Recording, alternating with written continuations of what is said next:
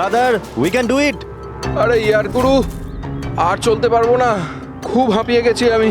ব্যাস নবীন, আর বেশি দূর নয়, 3000 ফিট চড়ে ফেলেছি, পাশেই আছে। We can do it, come on.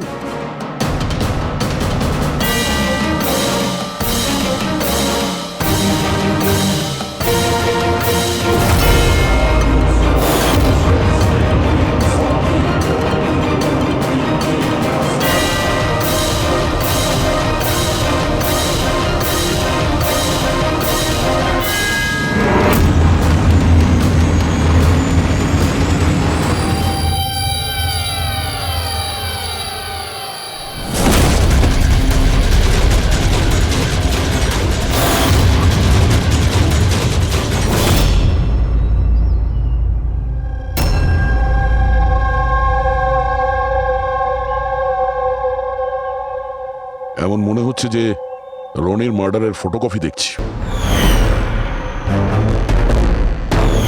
3000 fit উপরে ঠিক ওরকমই গুলি মেরেছে মাথার পেছনে। একেও একইভাবে গুলি চালিয়েছে। আচ্ছা, তোমরা যখন ট্রেকিং করছিলে, এই হিতেনের পিছনে কেউ কি ছিল? না স্যার, হিতেনই সবার পিছনে ছিল স্যার। স্যার এই দেখুন ফুটেজ। স্যার স্যার এটা ওই জায়গায় যেখানে এই সব কিছু হয়েছে। অদ্ভুত তো, পিছনে তো খোলা আকাশ রয়েছে, এমন কোনো জায়গা নেই যেখান থেকে গুলি করা যায়। তাহলে ওর গুলি লাগলো কি করে? দুটো কেসেই ধরা যাচ্ছে না যে গুলি কোথা থেকে চলেছে। স্যার একদম ঠিক বলছেন, আকাশ থেকে কোনো কাক বা পায়রা কি করে গুলি চালায়? এই গুলিটা চালালো কে? আর এই দুটো গুলি 24 ঘন্টার মধ্যেই চলেছে। আমার মনে হয় এই দুটো কেসের মধ্যে কোনো না কোনো কানেকশন আছে। আচ্ছা, এই হিতেন কি কাজ করতো? স্যার ও কলেজ স্টুডেন্ট ছিল স্যার, মুম্বাই গ্র্যাজুয়েশন করতে এসেছিল স্যার। ট্রেকিংয়ের অনেক শখ ছিল। অভিজিৎ, বুঝতে পারছি না যে কেউ একজন কলেজ স্টুডেন্টকে মারার জন্য এত প্ল্যান করবে কেন। সেটাই তো, প্রথমে রনি আর এখনই হিতেন। তবে আকাশ থেকে তৃতীয় গুলিতে অন্য কেউ মারা যাওয়ার আগে এই খুনিকে ধরতেই হবে খুব তাড়াতাড়ি। গত 24 ঘন্টায় দুটো খুন হয়েছে, দুটোই যুবক, আর দুজনকে মারার পদ্ধতিও অদ্ভুত। অদৃশ্য খুনি। স্যার দুজনেরই মৃত্যু হয়েছে অ্যাডভেঞ্চার স্পোর্টস করতে গিয়ে। মাটি থেকে 1000 ফুট ওপরে মেরেছে স্যার। কিন্তু স্যার ভাবার বিষয় এটাই যে খুনি এই অ্যাডভেঞ্চার স্পোর্টের সময়টাই কেন বাঁচলো এদেরকে মারার জন্য?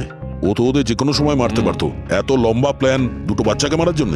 শুধু প্ল্যানিংটাই বড় ছিল না দা, গানটাও বড় ছিল। এই যে এইরকম। এটা কি রাইফেল স্যার? এটা হলো PX-65 রাশিয়ান গান, এটা লং রেঞ্জ। এইরকম বন্দুক দিয়ে মারা হয়েছে। ডক্টর সালুকে, এই বন্দুকটা দিয়ে 3 কিলোমিটার দূরে টার্গেটে কি হিট করা যায়? হ্যাঁ ফ্রেডি, শুটিং রেঞ্জে আমি এটা ট্রাই করে দেখেছি। এর রেঞ্জ 3 কিলোমিটারের বেশি আছে। এরকম বন্দুক তো হয় মিলিটারিদের কাছে থাকবে, আর না হলে উগ্রপন্থীদের কাছে। ঠিক বলেছো বস।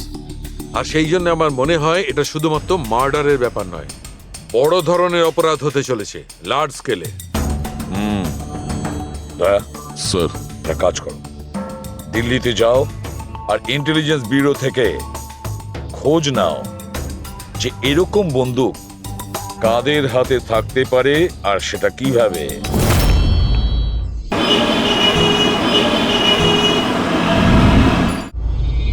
এই সমস্ত খুন এই রাইফেল দিয়েই হয়েছে। আর আপনারা তো জানেনই, এরকম হাই প্রোফাইল রাইফেল তো সবার কাছে থাকে না। আপনি একদম ঠিক বলছেন স্যার। আর যেটা আমাদের দেখা দরকার সেটা হলো এই রাইফেলটা যদি কেউ কিনতেও চায় তাহলে কিনতে পারবে না। এটা একটা কিংবা দুটো পিসে বিক্রি হয় না, বড় অ্যালটমেন্ট হয় এগুলোর। তাহলে কয়েক বছর আগে যে আতঙ্কবাদী হামলা হয়েছিল তার মধ্যে এই ধরনের রাইফেল ইউজ হয়েছিল? হ্যাঁ স্যার। তাহলে আপনাদের কোনো আতঙ্কবাদী গ্রুপের উপর সন্দেহ হয়? আগে হ্যাঁ স্যার, যদি আমাদের সন্দেহ ঠিক হয় তাহলে আমরা জানি যে এর পেছনে ঠিক কার হাত আছে। কার? এই অঞ্চলেই কিছুদিন আগে আমাদের আর্মি অনেক অস্ত্র আটক করেছিল। ওই অস্ত্রের মধ্যে এই রাইফেলটাও ছিল। হ্যাঁ প্রতাপ, স্যার সমস্ত আতঙ্কবাদী মরে গেছে, ওদের মধ্যে একজন পালিয়ে গেছে, তবে আমরা সমস্ত হাতিয়ার আটকে নিয়েছি। ওয়েল ডান প্রতাপ। স্যার আর যে টেরোরিস্টরা পালিয়ে গেছে তাদের সম্পর্কে সমস্ত পোস্টকে অ্যালার্ট করে দাও। তাহলে এই কাজ ওই আতঙ্কবাদীর হতে পারে যে পালিয়ে গিয়েছিল ওখান থেকে। হ্যাঁ স্যার, আর আমাদের ইনফরমেশন অনুযায়ী এই আতঙ্কবাদী গ্রুপ খুব বড় একটা কিছু করতে চলেছে। বোধহয় এটাই সেটা শুরু। এই দুটো অপরাধ সাধারণ কোনো খুন নয়, এটা নিশ্চয়ই কোনো বড় সড় ষড়যন্ত্র, কোনো দুষ্কৃতী আক্রমণ ঘটতে চলেছে। হ্যাঁ স্যার, আর এই খুনগুলোকে আটকানোর জন্য প্রথমে আমাদের আকাশ থেকে চলা গুলির রহস্য ভেদ করতে হবে স্যার। আর এই রহস্যের কিনারা করার জন্য সবার আগে আমাদের এটা জানতে হবে যে এই আতঙ্কবাদীরা রনি আর হিতেনের মতো সাধারণ লোকের হত্যা কেন করলো। আচ্ছা, এমন কি কমন আছে এই দুটো কেসে? স্যার দুটো মার্ডারই আকাশে হয়, দুবারই গুলি উপর থেকে চালানো হয়েছে, পুরো পাওয়ারফুল রাইফেল দিয়ে। এটা প্রফেশনাল শার্প শুটারের কাজ হবে। আর স্যার এই দুটো কেসেই কোনো ভ্যান্টেজ পয়েন্ট নেই, আর এমন কোনো জায়গা নেই যেখানে বসে খুনি এই দুজনকেই গুলি করতে পারে। তেমন কোনো জায়গা ছিল না, তেমন কোনো জায়গা ছিল না। খুন করার এটাই মূল কারণ নয় তো? তাহলে স্যার আপনি বলতে চাইছেন যে খুনির কাছে বসে গুলি চালানোর কোনো জায়গা ছিল না, আর ও এটা শিওর হতে চেয়েছিল যে টার্গেট যেন কোনোভাবেই মিস না হয়, সেই জন্যই ও এদের উপরে প্র্যাকটিস করছিল। Exactly Abhijit, exactly. সে গুলি ছোড়ার প্র্যাকটিস করছিল। তার মানে স্যার ওর আসল টার্গেট অন্য কেউ। স্যার যদি কোনো ভ্যান্টেজ পয়েন্ট নাই থাকে তাহলে ও গুলি চালাচ্ছিল কোথা থেকে? পঙ্কজ, উত্তরটা তোমার প্রশ্নের মধ্যেই লুকিয়ে আছে। আচ্ছা এটা বলো, আমরা মানুষ ডানা ছাড়া আকাশে কিভাবে ওড়ে? স্যার এরোপ্লেন বা হেলিকপ্টারের মাধ্যমে। ব্যাস, তুমি তোমার উত্তর পেয়ে গেছো। কিন্তু স্যার ওখানে ওই ক্রাইম সিনে আকাশের ওপর কোনো চপার তো ছিলই না স্যার, না কোনো কেবল কার ছিল ওখানে। তাহলে অন্য কিছু থাকবে, অন্য কিছু থাকতে পারে। অভিজিৎ, ম্যাপটা বের করো, ওই এলাকার চারপাশটা ভালো করে দেখো, দেখো এমন কিছু পাওয়া যায় কিনা। এমন কিছু আছে নাকি যেখান থেকে মানুষ হাওয়ায় উঠতে পারে? জঙ্গল আছে, আর হ্যাঁ দুটো হট এয়ার বালুন রেঞ্জও রয়েছে। একটু দেখো তো, যেখানে খুন হয়েছিল সেখান থেকে এটা কতটা দূরে? স্যার এই দুটো 60 কিলোমিটার রেডিয়াসের মধ্যে। তাহলে একটা কথা তো কনফার্ম, খুনি ওখানে হট এয়ার বেলুনে বসেছিল, আর সেখান থেকেই ও গুলি চালিয়েছিল 3 কিলোমিটার দূর থেকে। স্যার কেউ যদি হট এয়ার বেলুনে চড়তে চায় তাহলে আগে থেকে বুকিং করতে হয়, এমনি কেউ যেতে পারে না। কোনো ব্যাপার না, তোমরা ওই হট এয়ার বেলুনের অফিসে গিয়ে খোঁজ নাও যে এমন কোন টুরিস্ট ছিল যে ওই দুটো দিনে ওই দুটো হট এয়ার বেলুনে ঘুরেছিল। বেলুনে বসেছিল, কিছুজন একা বসেছিল, কিছুজন গ্রুপ বানিয়ে বসেছিল। তোমার কি মনে আছে এদের মধ্যে কতজনের কাছে কোনো জিনিস বা ব্যাগ ছিল? বা কোনো সন্দেহজনক কাউকে দেখেছো? না, বদমাস তো কাউকে লাগছিল না, কিন্তু একজন বয়স্ক আন্টি ছিলেন, পিঠে একটা ব্যাকপ্যাক ছিল, আর চোখে চশমা আর মাথায় টুপি পরেছিলেন। হ্যাঁ, আমরাও অবাক ছিলাম যে এই বয়সে এই সব ট্রাভেলিং এর ইচ্ছা। আর যখন ফটো তোলা হচ্ছিল উনি লজ্জা পাচ্ছিলেন আর নিজের মুখ লুকোচ্ছিলেন। রবি, এই বয়স্ক আন্টি শার্প শুটার শুনে একটু অদ্ভুত লাগছে না? হ্যাঁ স্যার, আমি এখানে পাইলট। 25শে ফেব্রুয়ারি স্যার সব মিলিয়ে আমি 6 জনকে এয়ার বেলুনে চাপিয়েছি স্যার, আর 2 জনকে দিনের স্যার। আচ্ছা তাদের মধ্যে কেউ মানে গন্ডগোলের লোক মনে হয়েছিল, কিংবা যার কাছে কোনো জিনিসপত্র ছিল? স্যার এরকম তো কেউ ছিল না। হ্যাঁ একজন বয়স্ক মানুষ ছিল, জানি না কারো বারবার চিৎকার করছিল, হয়তো ওর মুড খারাপ ছিল বা খিটখিটে ধরনের ছিল। ওনার হাতে কোনো কিছু ছিল? জিনিস তো ছিল না, হ্যাঁ একটা লাঠি নিয়ে হাঁটছিল। লাঠি নিয়ে হাঁটছিল? এই, তোমাদের সাহস কি করে হলো আমার ছবি নেওয়ার, আমাকে জিজ্ঞেস না করে? কিছু ভদ্রতা আছে না নেই? ওরাও ওগুলো ওরাও। আচ্ছা, ফটো তোলার জন্য রেগে গেছিল? কি অদ্ভুত ব্যাপার তাই না স্যার? লোক হট এয়ার বেলুনে তো প্রতিদিন বসে না, তাই না? তারা নিজেরাই ফটো তুলতে চায় যাতে এই স্মৃতিকে তারা সারা জীবন রাখতে পারে। আর কোনো বিশেষ কথা মনে আছে ওর ব্যাপারে? স্যার জানি না বলাটা ঠিক হবে কিনা। না না, বলো, যেটা মনে আছে খুলে বলো। ওনাকে হাঁটতে দেখে মনে হচ্ছিল না যে ওনার লাঠির প্রয়োজন আছে, কিন্তু তাও উনি লাঠি নিয়েই চলছিলেন। আচ্ছা,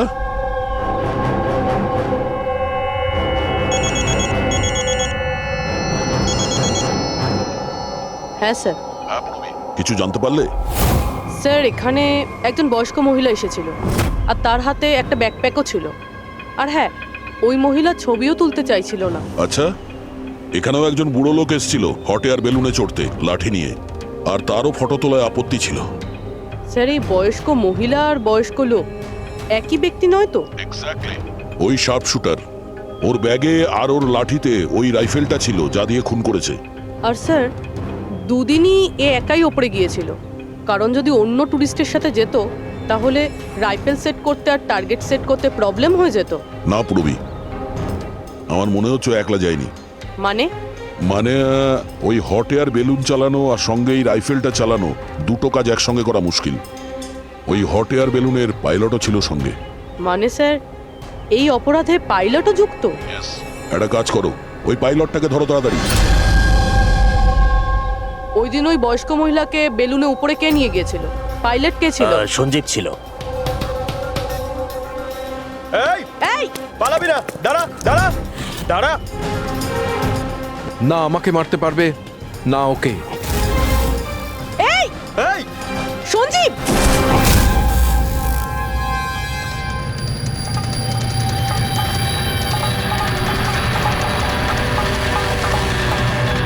আরে তো প্রাণ দেওয়ার জন্য একদম তৈরি ছিল।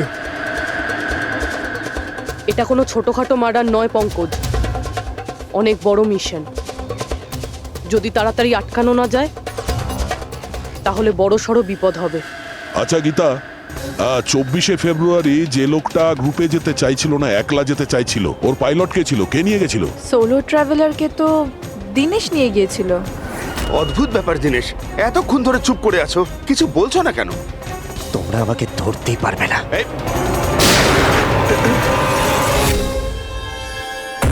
এখন যমরাজ তোকে অ্যাপয়েন্টমেন্ট দেওয়ার মুডে নেই। যতক্ষণ না আমাদের প্রশ্নের উত্তর আমরা পাবো, তোকে বেঁচে থাকতে হবে। চল। মারো, যত পারো মেনে নাও, আমার কিচ্ছু যায় আসে না। আর তাছাড়া তোমাদের এই আইনের কমজোরি থাপ্পড়ে এত শক্তি নেই যে আমার অপরাধের মজবুত হাড়কে গলাতে পারবে, বুঝলে? তোমার ওপর যদি টর্চার করতেই হতো তাহলে ওর জন্য তো 2 মিনিটের কাজ আমাদের কাছে। কিন্তু তারপর মনে পড়ে তোমার পরিবারের কথা, তোমার বোন। পরের মাসে ওর বিয়ে না? কেমন লাগবে ওর যে ওর বিয়ে হচ্ছে আর বিয়ের পরে ওর ভাই এই পৃথিবীতে নেই? হ্যাঁ, আর তোমার মা প্রত্যেক মাসে খরচার জন্য টাকা পয়সা পাঠাও না? তোমার মৃত্যুর পর কে খেয়াল রাখবে তার? কিছু ভেবেছো এ ব্যাপারে? হ্যাঁ, না। চলো, এখনো সুযোগ আছে, রাজ সাক্ষী হয়ে যাও। কথা দিচ্ছি তুমি জেলে যাওয়ার পরে তোমার মায়ের খেয়াল আমরা রাখবো। সত্যি? মানে পুরো খেয়াল রাখবে? পুরো খেয়াল? হ্যাঁ, তোমার মায়ের পুরো খেয়াল রাখা হবে। তুমি শুধু এটা বলো কার জন্য কাজ করো, তোমার বসের নাম কি? বলে দেবো? সত্যি বলে দেবো? হ্যাঁ বলো। আমি যার জন্য কাজ করি না, যে আমার বস, স্যার, তার নাম হলো এসিপি প্রদ্যুম্ন।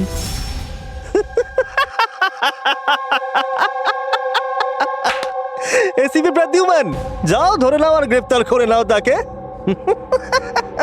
বলেছিলাম না আমি কিচ্ছু বলবো না, যা করার আছে করে নাও। সিআইডি কোথাকার।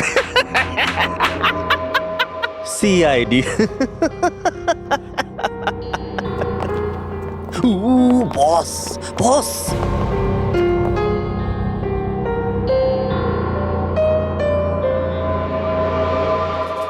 কোনো ব্যাপার না, কিচ্ছু বলতে হবে না। এখন না তোমাকে কিছু জিজ্ঞাসা করব, কিছু বলার জন্য তোমাকে আমরা জোর জবরদস্তিও করব না, কিচ্ছু করব না। শুধু একটাই কাজ করব, আমরা তোমাকে ঘুমোতে দেব না। শুতে দেবেন না? এমনিতেও আমি জেগে থাকলেও আমি আপনাদের কিছুই বলবো না। কোনো প্রয়োজন নেই, কিচ্ছু বলো না, কিন্তু আমরা শুতে দেব না তোমাকে। ওকে ভাই দয়া, আমি এটা শুনেছিলাম যে মানুষ কোনো কিছু না খেয়ে অনেক দিন সার্ভাইভ করতে পারে, কিন্তু না ঘুমিয়ে। কত কষ্ট হবে এই বেচারার। তোর বাঁচাটা খুবই মুশকিল, আমি এসব দেখতে পারবো না।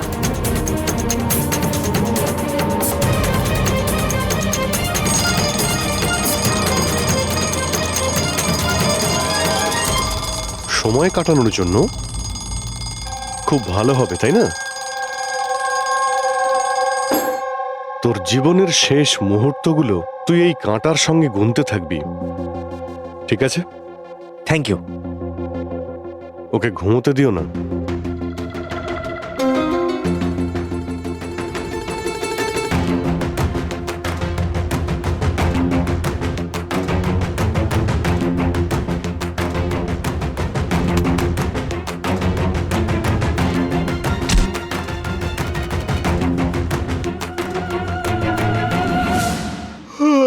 ফ্রেডি স্যার, আরে কোথায় আছেন আপনি?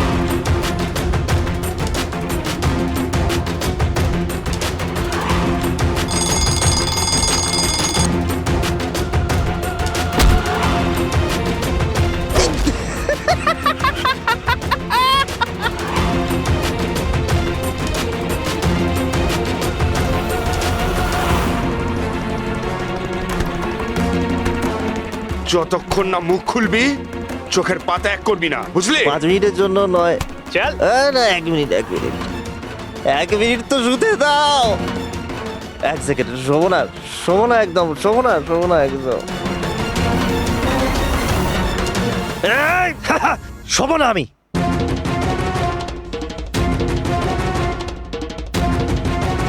এবারও ভেঙে পড়বে।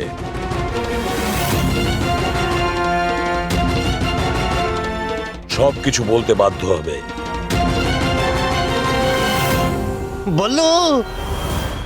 বললো তুই শুবি না, ওঠ।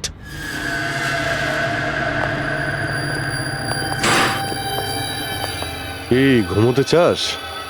আরে ওকে একটু ঘুমোতে দাও, কি প্রবলেম তোমাদের? ঠিক আছে, তোমাকে ঘুমোতে দেবো আমরা। আগে বলো যে তোমাদের গ্রুপের প্ল্যানটা কি? বলছি, আমার নাম দীনেশ নয়,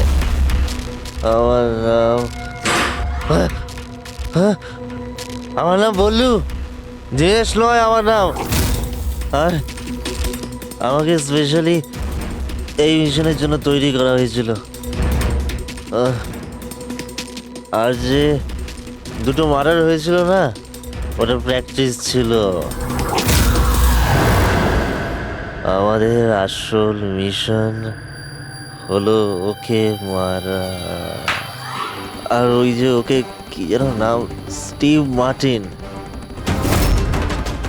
ওই শান্তির দূত যে সম্প্রতি ভারতবর্ষে এসেছে দেশে শান্তির বার্তা নিয়ে, যাতে সমগ্র বিশ্ব এই বার্তাকে সমর্থন করে, যাতে উগ্রপন্থীরা শেষ হয়। এসিবি, আমরা চাই না যে আতঙ্কবাদ কখনো শেষ হোক। আর স্টিভ মার্টিন তো মরবেই, তোমরা কিচ্ছু করতে পারবে না। আর আর যদি তোমরা বাঁচিয়েও নাও না, আমরা স্টিভ মার্টিনকে খতম করে দেবো একেবারে। আমাদের যে শার্প শুটার আছে না, একদম পাক্কা নিশানা তার। কোথায় মারবে ওকে আর কখন?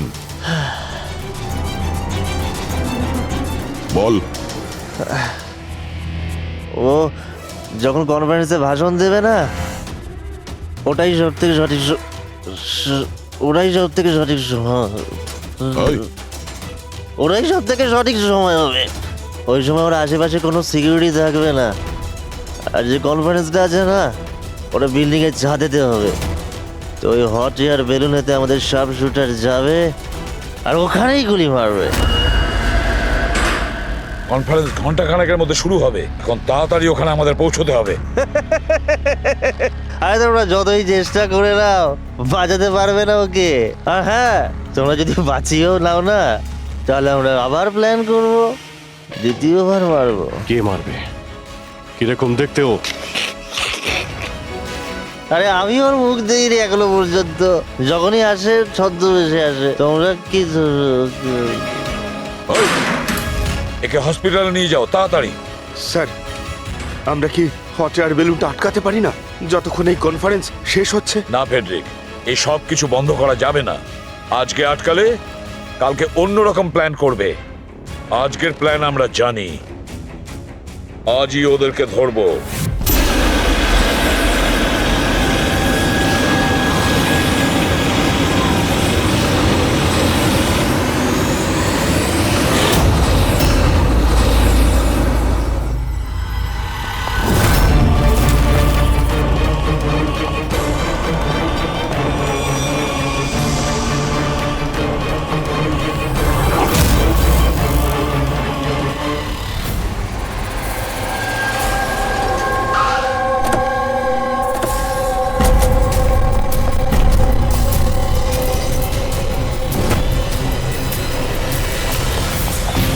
সিআইডি। মিস্টার স্টিভ মার্টিন কোথায়? ওপরে কনফারেন্স রুমে। ওর কাছে নিয়ে চলুন, আসুন। তাড়াতাড়ি। তাড়াতাড়ি।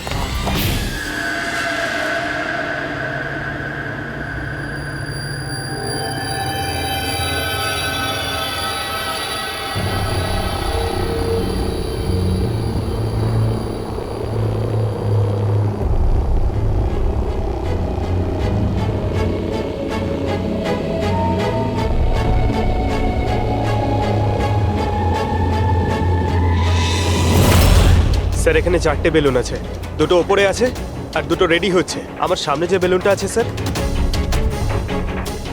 ওতে একটা কাপল আছে আর ওই ছেলেটার কাছে ব্যাকপ্যাক আছে। নজর রাখো ওদের উপরে। কারা কারা আসছে, কারা কারা যাচ্ছে, সবাইকে ফলো রেখো, ওকে?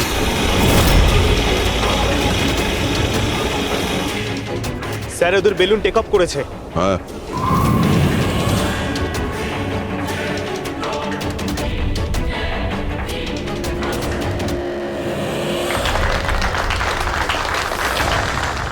এই দুনিয়াতে টেরোরিজম কেন আছে, এই প্রশ্নটা আমাদের জানা দরকার। আর এই টেরোরিজম তখনই বন্ধ হবে যখন সব দেশ একসাথে ভাই ভাই হয়ে থাকবে। টেরোরিজমকে আমাদেরকে গোড়া থেকে উপরে ফেলতে হবে।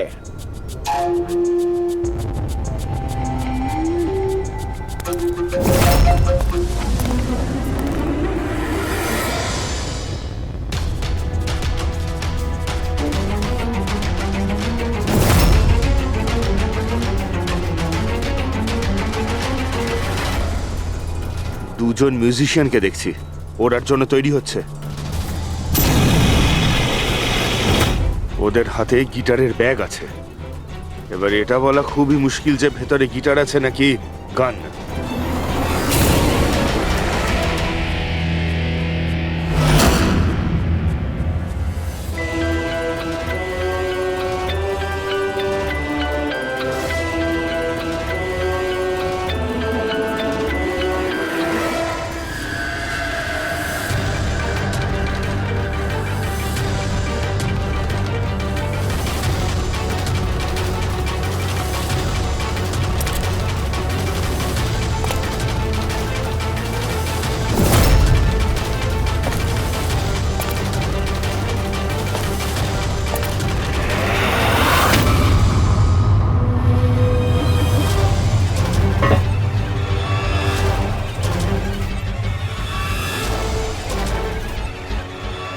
স্যার, আরও একটা লোক এসছে, ওর কাছে একটা ব্যাকপ্যাক আর একটা ক্রাচ রয়েছে।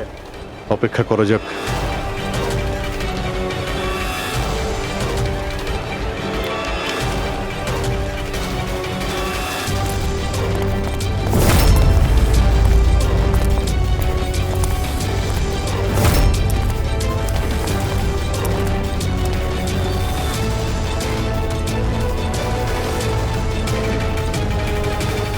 স্যার ক্যামেরা ক্রু এসেছে, ওদের কাছে আবার দুটো ব্যাগ। Camera crew?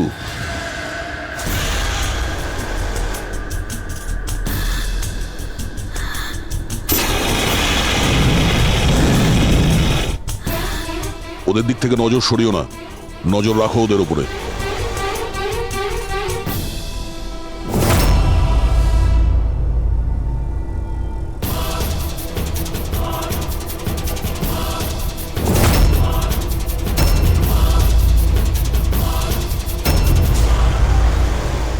স্যার এখানে তো অনেক বেলুন উঠছে। সুইসাইড বম্বিং কি এটা? কেউ নিজের খুশিতে নিজের প্রাণ কি করে দিতে পারে? জীবন precious. Oh no, We need to respect এতগুলো বলুন, আর সব এর মধ্যে দেশে আমরা যেটা খুঁজছি সেটা কোনটা?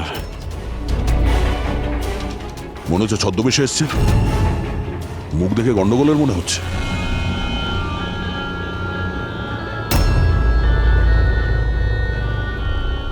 দয়া, ওই দুটোর উপর নজর রাখো। আমরা যেন সব সময় একটা কথা মনে রাখি, ওয়ার্ল্ড ওয়ার 1 আর ওয়ার্ল্ড ওয়ার 2। এটা তো গিটার। হচ্ছে কি এখানে? উপরে গিয়ে এরা মিউজিক বাজাবে নাকি? বাকি সমস্ত বেলুন তো চলে গেছে, একটাই আছে। মানে স্যার খুনি এই বেলুনের মধ্যেই রয়েছে? মানে স্যার খুনি এই বেলুনের মধ্যেই রয়েছে? এরা তো নিজেদের জায়গা থেকে নড়ছে না। Camera crew? স্যার এ কোথায় গায়েব হয়ে গেল?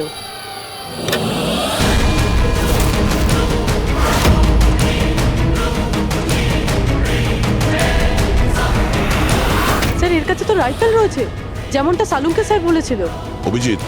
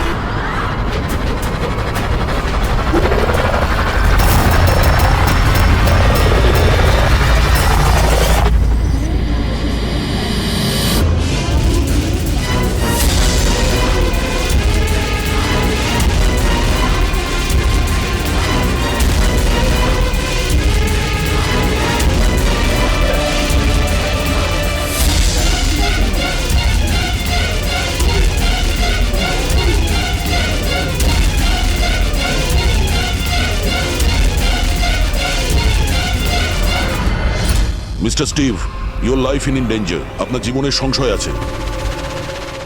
তাহলে কি করবে? We have a plan. Thank you সিয়াজি। যদি আজকে আপনারা ঠিক সময় না আসতেন, আমি বেঁচে থাকতাম না। দেখুন, বিপদ কিন্তু এখনো কাটেনি, ঠিক আছে? এখনো খুনিকে ধরতে পারেনি, সেই জন্য be safe, be careful. Okay Freddie, Pankaj, ওই বেলুনে নজর রাখো, চোখের বাইরে যেন না যায়। হ্যাঁ স্যার, আমরা বেলুনটাকে ট্র্যাক করছি।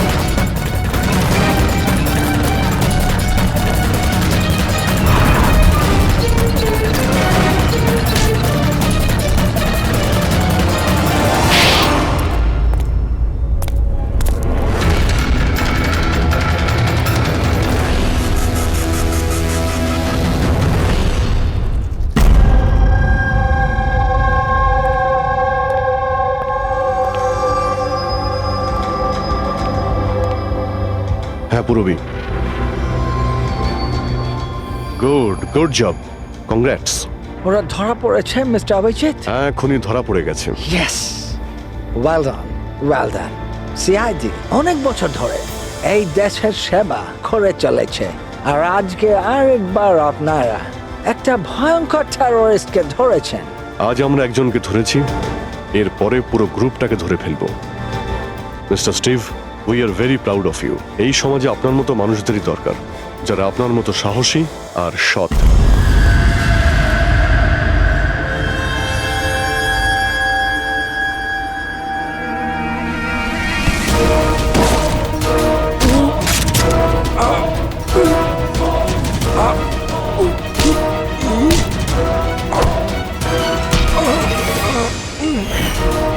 তাহলে তুমি ছদ্মবেশে রনি আর হিতেনকে মেরেছো?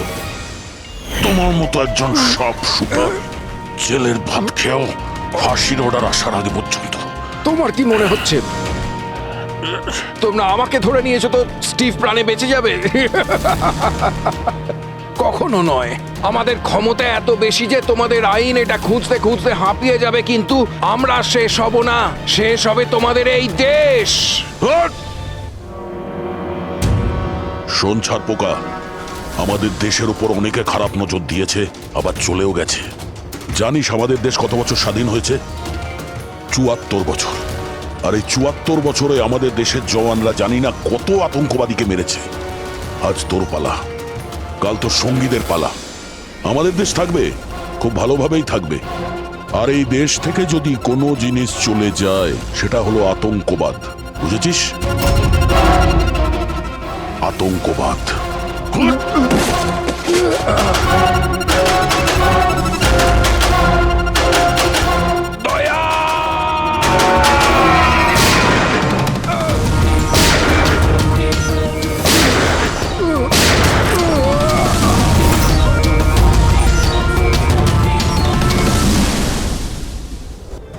আতঙ্কবাদী পিঠেই গুলি মারবি। আমরা এখানে গুলি খাই, এখানে।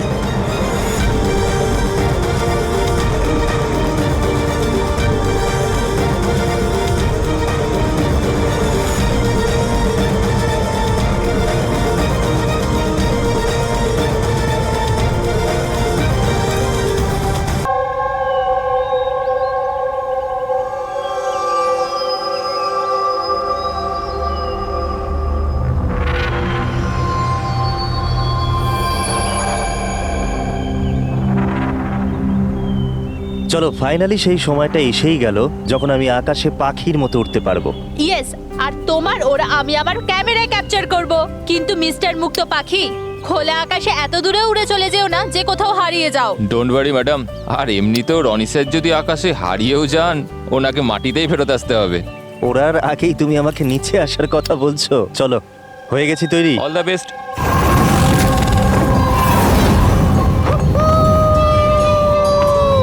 Yes, this is so much fun! Oh my god! Yes, come on, keep going, keep going. Alia, I love you! Ronnie, I love you too. Wow, মনে হচ্ছে ওনার ভালোই এক্সপিরিয়েন্স আছে। অফকোর্স, আমেরিকাতে ও অনেক অ্যাডভেঞ্চার স্পোর্টস ট্রাই করেছে। বাঞ্জি জাম্পিং, প্যারাগ্লাইডিং, আরো অনেক। ইন্ডিয়াতে কোনো কিছু ট্রাই করেনি। আর যখন ইন্ডিয়াতে এসেছে এই সারাদিনের জন্য, তো কেন কিছু ট্রাই করবে না?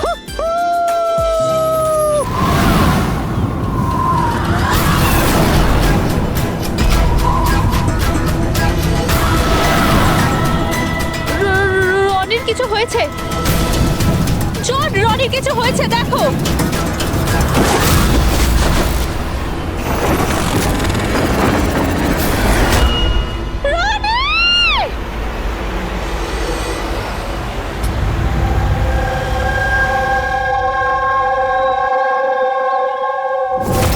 আমি আর রনি এখানে ছুটি কাটাতে এসেছিলাম। আমি কি করে জানবো এটাই রনির জীবনের শেষ দিন হবে?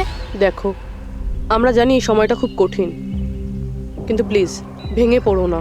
আমি এবার নিউ ইয়র্কে গিয়ে ওর বাবাকে কি জবাব দেবো? আমরা একসাথে এসেছিলাম, কিন্তু ফিরে যাব একা। আপনি কাউকে সন্দেহ করেন? কে মারতে পারে রনিকে? স্যার, রনিকে কেউ কেন মারবে? আমরা তো এখানে কাউকে চিনিও না। এমনটা নয় তো যে ওর কোনো শত্রু আমেরিকা থেকে ফলো করতে করতে এখানে এসেছিল। না স্যার, রনির কোনো শত্রু এখানে ছিল না। He was such a lively person, সবাই ওকে পছন্দ করতো। তাহলে তুমি বলতে চাইছো এখানে ইন্ডিয়াতে ওর কোনো আত্মীয় স্বজন, বন্ধু বা অন্যান্য কেউ নেই এখানে? এই দেশটা আমাদের জন্য অচেনা স্যার, সবকিছু এই প্যারাগ্লাইডিং এর লোকেরা করেছে। Please arrest them.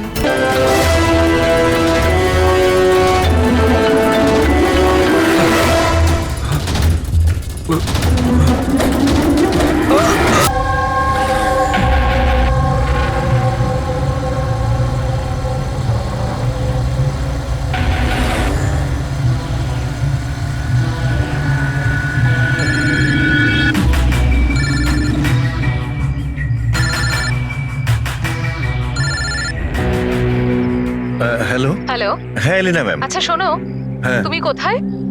আগে হ্যাঁ ম্যাম, আমি লোকেশনেই আছি। আচ্ছা, ভেতরে চলে এসো, ঠিক পেছনের আছে। দিকে। আমি ওখানেই আছি। হ্যাঁ ঠিক আছে, আমি পৌঁছে গেছি। ঠিক আছে।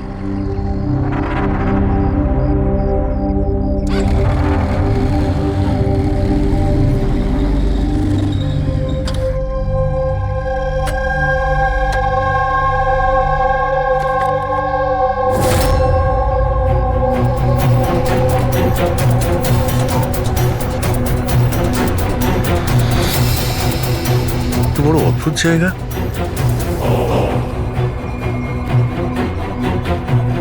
এলিনা ম্যাম, এলিনা ম্যাম,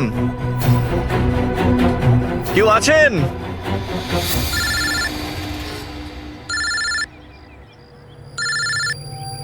হ্যাঁ হ্যালো। তুমি কোথায়? ম্যাম আমি পৌঁছে গেছি, আমি নিচে দাঁড়িয়ে আছি বিল্ডিং এর। আচ্ছা, একটা কাজ করো, ওপরে চলে এসো। ম্যাম উপরে? হ্যাঁ, ওপরে তাড়াতাড়ি এসো। ওকে ঠিক আছে ম্যাম, আমি আসছি। ওকে।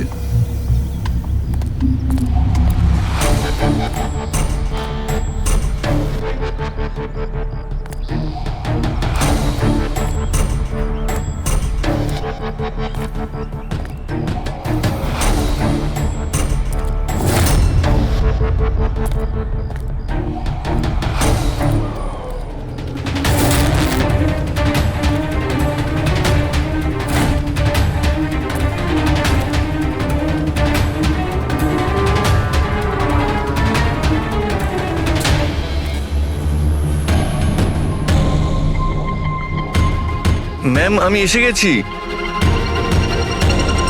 এলিনা ম্যাম, ম্যাম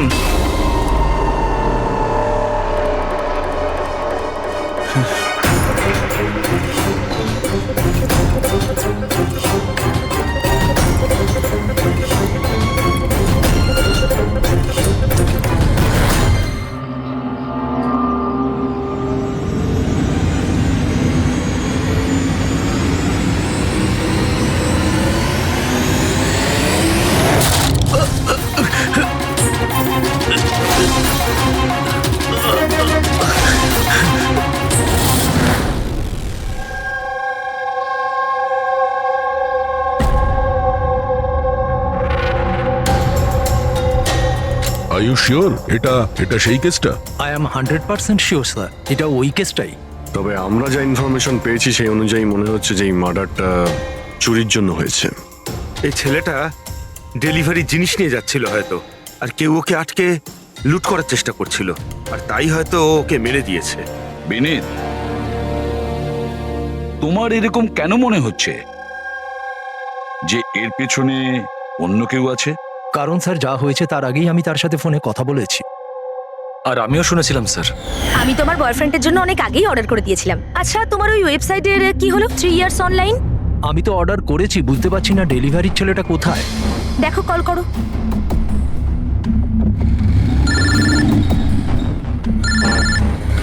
হ্যাঁ হ্যালো। আরে আপনি কোথায়? অনেকক্ষণ ধরে অপেক্ষা করছি। সরি স্যার, আধ ঘন্টার মধ্যেই আসছি। আমার ক্লায়েন্ট অ্যাড্রেস দিয়েছিল এক জায়গার, আর ডেকে পাঠালো আমাকে আরেক জায়গায়। শুধু আমি সেই জায়গাটাই খুঁজছি। প্লিজ স্যার একটু ওয়েট করুন। দাদা, এই এসজে মিল কোথায়? এসজে মিল ওইখানে। কার সাথে কথা বলছেন?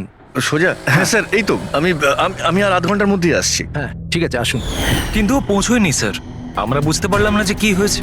তারপরে আমি একটা নিউজ পেপারে আর্টিকেল দেখলাম আর ওকে বললাম, আর আমরা ভেবেছিলাম যে এটা ওই। স্যার একদম পরিষ্কার শুনেছিলাম, ও কাউকে এসজে মিলের অ্যাড্রেস জিজ্ঞেস করছিল। তাহলে তো এটাও হতে পারে যে যার জিনিস রাজ ডেলিভারি করতে যাচ্ছিল সেই লোকটাই হয়তো রাজকে ফোন করেছিল আর ওখানে ডেকে নিয়েছে এসজে মিল কম্পাউন্ডে। স্যার আমরা তো এটা র্যান্ডম রবারি কেস ভাবছিলাম, এটা তো মার্ডার কেস মনে হচ্ছে। যদি এটা প্ল্যান থাকে স্যার, তো এই প্ল্যানটাকে বুঝে নিয়ে আমরা অপরাধীর কাছে পৌঁছতে পারি। ঠিক আছে Vineet, Rajat, thank you very much. তোমরা দুজনে আমাদের খুব সাহায্য করেছো। যেতে পারো তোমরা। Thank you sir. Thank you so much sir. এই এসজে মিল কম্পাউন্ডের ব্যাপারে ভালো করে খোঁজ নাও, জিজ্ঞাসাবাদ করো, দেখো নিশ্চয়ই কিছু না কিছু তো পাওয়া যাবেই। আর সেই লোকটারও খোঁজ নাও যে রাজকে ফোন করে এসজে মিল কম্পাউন্ডে ডেকে নিয়েছিল।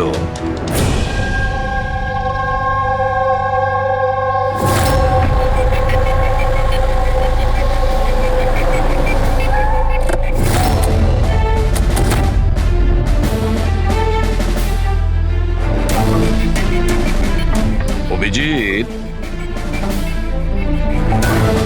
এ যেভাবে পড়েছে দেখে মনে হচ্ছে উপর থেকে পড়েনি তো। ছবিগুলো দেখাও তো। Yes sir. এই দেখুন স্যার, চিত হয়ে পড়েছে আর গলা কাটা হয়েছে। আপনি এর ব্যাপারে জানতে পারলেন কিছু? এর পরিচয় কি? হ্যাঁ স্যার, খোঁজ নিয়েছি। এর নাম হলো রাজ। করসপন্ডেন্স কোর্স নিয়ে পড়াশোনা করছিল আর এর ফ্যামিলিতে কেউ নেই। নিজের খরচা ওঠানোর জন্য ই শপ অনলাইনে এসব কাজই করে বেড়াতো। বেচারা। আচ্ছা এটা বলো, কত টাকার এর জিনিসপত্র চুরি হয়েছে? মোটামুটি 1.5 লাখ টাকার। কিন্তু স্যার, যে জিনিসগুলো চুরি হয়েছে সবগুলো ইনসিওর ছিল স্যার। ইনসিওর করা আছে? মানে কোম্পানির আর যে অর্ডার দিয়েছিল ওদের দুজনের কোনো ক্ষতি হবে না। কিন্তু স্যার, বেচারার প্রাণটা তো চলে গেল, তাও মাত্র 1.5 লাখ টাকার জন্য। এর মোবাইল আর পার্স দুটোই পাওয়া যাচ্ছে না। রানে, আচ্ছা একটা কথা বলো তো, এই বিল্ডিংটা এরকম অসম্পূর্ণ, মানে বলতে চাইছি এটার কনস্ট্রাকশন বন্ধ কেন? এটার কোনো কিছু জানোই বিল্ডিং এর ব্যাপারে? হ্যাঁ স্যার, আমি খোঁজ নিয়েছি। অ্যাকচুয়ালি বিল্ডারের কাছে টাকা ছিল না বলে তাই মাঝপথে ও কাজটা বন্ধ করে দেয়। মানে সিকিউরিটি, ওয়াচম্যান, সিসিটিভি ক্যামেরা কিছুই নেই, একেবারে নিস্তব্ধ এলাকা। খুন করার জন্য এর থেকে ভালো জায়গা তো আর হতেই পারে না স্যার। খুব প্ল্যানিং করেই মার্ডার করা হয়েছে, সেই জন্যই আমরা কোনো প্রমাণ পেলাম না। আর কিছু না হোক ফিঙ্গারপ্রিন্টের জন্য তো ট্রাই করা যেতে পারে। কিচ্ছু পাওয়া যায়নি বস, কোনো ফিঙ্গারপ্রিন্ট নেই, একদম ক্লিন। হ্যাঁ, আর ওই অস্ত্রটাও পাওয়া যায়নি যেটা দিয়ে বেচারা রাজের গলা কাটা হয়েছে। স্যার, গলায় দাগ দেখে মনে হচ্ছে হয়তো ছুরির মতো কিছু হবে, কিন্তু নর্মাল ছুরির মতো নয়। ছুরি যেটাতে একটু কার্ভ ছিল, কিন্তু যাই ছিল সেটা খুব খুব ধার ছিল, এতটাই শার্প যে এক কোপে গলা কেটে গিয়েছিল। একটাই কোপে গলাটা কেটে গেছিল আর একটাই আঘাত করেও এর হাড় ভেঙে দিয়েছিল। এটা এমন হয়নি তো যে খুনি রাজকে কোনোভাবে বাঁচিয়ে রাখতেই চায়নি, প্রাণে মেরে দিতে চেয়েছে? ওর চুরি করার কোনো উদ্দেশ্যই ছিল না। স্যার, হ্যাঁ, রাজ যে কোম্পানিতে কাজ করতো তার মালিককে বিউরোতে ডেকে এনেছি। স্যার, এই রাজকে আমি পার্সোনালি চিনি না, কিন্তু এমপ্লয়ি রেকর্ড দেখে এটা বলতে পারি যে ও একজন এফিশিয়েন্ট ডেলিভারি বয় ছিল।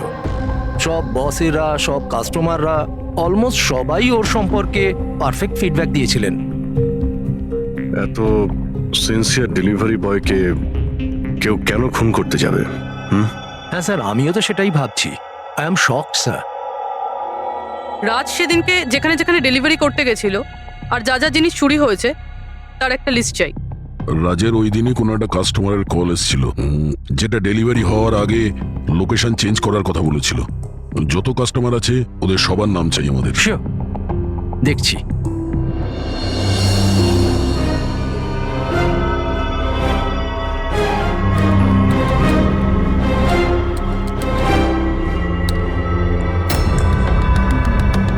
স্যার, এটা বিনীত। স্যার, ওর অফিসের অ্যাড্রেসটাও আলিনার অ্যাড্রেসের পরেই রয়েছে। আলিনাই ফোন করেছিল তাহলে। ল্যাপটপ অর্ডার দিয়েছিলেন। খুবই দামি ল্যাপটপ। হ্যাঁ, কিন্তু ওর এই অ্যাড্রেস এসজি মিলস নয়, অন্য কোথাও। আর স্যার এটা এসজে কম্পাউন্ড থেকে 2-3 কিলোমিটার দূরেই। তার মানে এলিনা ফোন করে ওর বাড়িতে আসার বদলে ওকে এসজি মিলে ডেকেছিল। কিন্তু ও যেখানে থাকে সেটা তো খুবই পশ এরিয়া। 1.5 লাখ টাকা জিনিসের জন্য ও কাউকে কেন খুন করতে যাবে? কিন্তু স্যার পেমেন্ট আগে থেকে হয়নি, ক্যাশ অন ডেলিভারি ছিল। ঠিক আছে mister Surya, thank you very much. Okay, তোমরা এলিনার বাড়িতে গিয়ে দেখো। বুঝতে পারছি না ও এখন বাড়িতে আছে না পালিয়ে গেছে। আর বল, তোর কিটি পার্টি কেমন কাটলো? মনোজ, দেখো তো কে, খুব এনজয় করেছিস। আর Alina, yes, how can I help you? CID, তুমি ই শপ থেকে অনলাইন শপিং করো? হ্যাঁ, কিন্তু মাঝে সাঝে। ওয়েডনেসডেতে আপনার কোনো প্যাকেজ আসার কথা ছিল? ওয়েডনেসডে আমি তো কিছুই অর্ডার করিনি। আর ইউ শিওর যে এই শপ থেকে আপনি ল্যাপটপ আনাননি? Laptop? No, not at all. তোমার ফোনটা দাও। But why? আপনারা আমাকে বলবেন ব্যাপারটা হচ্ছেটা কি? দেখুন ম্যাডাম, আমরা শুধু ইনভেস্টিগেট করতে এসেছি, আপনি শুধু কোঅপারেট করুন আমাদের সঙ্গে। ফোনটা দাও তোমার, দাও দাও।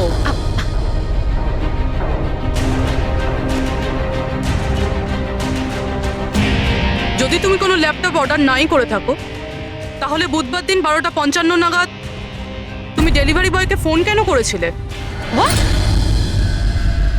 আমি কোনো ডেলিভারি বয়কে মোটেও ফোন করিনি। আপনার নামে একটা ল্যাপটপ অর্ডার করা হয়েছিল, যেটা এখানে ডেলিভার হওয়ার কথা ছিল, আর আপনার মোবাইল নাম্বার থেকে ডেলিভারি বয়কে কল গিয়েছিল, আর আপনি কিচ্ছু জানেন না। লিসেন, আমি সত্যি কিচ্ছু জানি না যে আপনারা কি বলছেন আর কার ব্যাপারেই বা বলছেন। আচ্ছা চলো মেনে নিলাম তুমি কিছু অর্ডার করোনি, তাহলে তোমার কোনো কনফার্মেশন মেসেজও আসবে না। এখনই জেনে যাবো সেটা।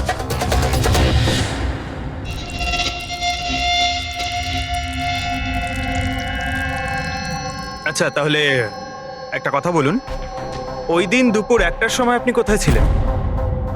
আমি সেলুনে গেছিলাম আমার হেয়ার ট্রিটমেন্টের জন্য। আর তোমার ফোনটা কোথায় ছিল? আমার কাছে ছিল না, কারণ সমস্ত কাস্টমারসদের ফোন চেঞ্জিং রুমের বাইরে একটা বলে রাখা ছিল। পুরবি, আমার মনে হয় ও মিথ্যে বলছে। হতে পারে এর ফোন থেকে অন্য কেউ রাজকে ফোন করেছিল। যে স্যালনের কথা বলছে ওখানে গিয়ে দেখি এবার। আপনি কোন স্যালনে গেছিলেন? The unisex salon.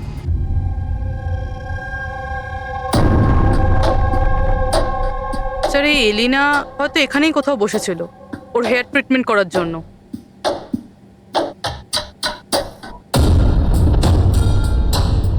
সেটাও আবার সিসিটিভি ক্যামেরার সামনে। Excuse me, can I help you? আমরা সিআইডি থেকে আসছি। আপনি এই সেলুনের মালিক? আগে হ্যাঁ, আমরা আপনাকে কিছু জিজ্ঞাসা করব।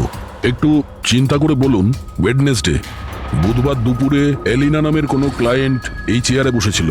ওয়েডনেসডে? হ্যাঁ। ইয়েস স্যার, উনি এখানে হেয়ার ট্রিটমেন্ট করতে এসেছিলেন, আমি ওনাকে অ্যাটেন্ড করেছিলাম।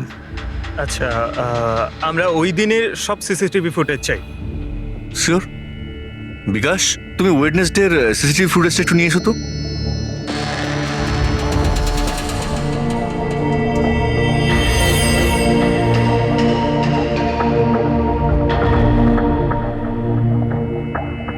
স্যার,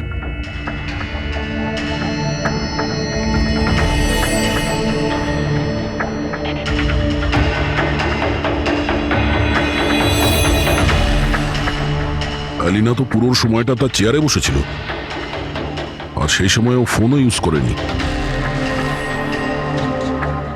আচ্ছা, আপনার সেলুনে যে সমস্ত ক্লায়েন্টরা আসে তারা কি তাদের ফোনটাকে বাউলের উপর রাখে? ইয়েস স্যার, বাউলে তো সব ফোনই রাখা হয় যতক্ষণ না ওনাদের ট্রিটমেন্ট চলতে থাকে, চেঞ্জিং রুমের পাশে। আর এই ফোন বাউল বা এই চেঞ্জিং রুমের কাছে কে কে যেতে পারে? ক্লায়েন্ট ছাড়া আমি আমাদের স্টাফদের মধ্যে ক্লিনিং লেডি ওই যেতে পারে। আচ্ছা, আপনাদের ক্লায়েন্টের ইনফরমেশন মানে নাম, ফোন নাম্বার, অ্যাড্রেস এগুলো কোথায় লিখে রাখেন? ওই রেজিস্টারটায়। এমনিও রেজিস্টারটা ওপেনই থাকে, যে কেউ দেখতে পারে।